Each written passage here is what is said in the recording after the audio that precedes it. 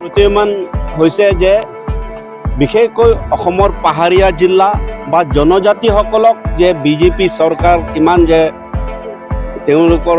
যি মৰম চেনেহ আজি এই উপহাৰৰ যোগেদি আমি এইটো সকলোৱে দেখা পাইছোঁ যে কোনেও ভবা নাছিল যে বৰ্তমান কাৰ্বি আংলঙৰ যিটো 4টা সমষ্টিৰ জেগাত যে 5টা এছেম্বলি সমষ্টি যে বাঢ়িছে সেই কথা কোনো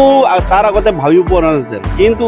আমাৰ বিজেপি চৰকাৰ যে পাহাৰীয়া জিলা বা জনজাতিসকলৰ মৰম চেনেহ যে আছে ই প্ৰতীয়মান কৰে। গতিকে বিশেষকৈ আমি নৰেন্দ্ৰ মোদী ডাঙৰ প্ৰধানমন্ত্ৰী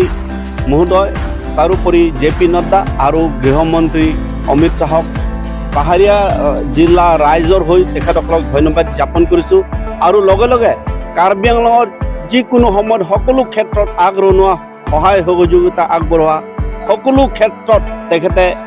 আমাৰ প্ৰতি মৰম চেনেহ আগবঢ়োৱাত অসমৰ সন্মানীয় মুখ্যমন্ত্ৰী ডক্টৰ হিমন্ত বিশ্ব শৰ্মা তেখেতৰ নিৰন্তৰ যিটো প্ৰচেষ্টা আৰু আমাৰ মাননীয় মুখ্য কাৰ্যবাহী সদস্য ডক্টৰ তুলিৰাম ৰংহাঙৰ যি নিৰন্তৰ তেওঁ এই গোটেই প্ৰক্ৰিয়াটোত জড়িত হৈ থকাৰ কাৰণে আজি আমি এই উপহাৰ স্বৰূপে আমি এই পাইছোঁ। গতিকে বৈঠালাংছৰ জেগাত এতিয়া 2টা সমষ্টি হৈছেহি তাৰেই অংশ হিচাপে আজি ইয়াত আমি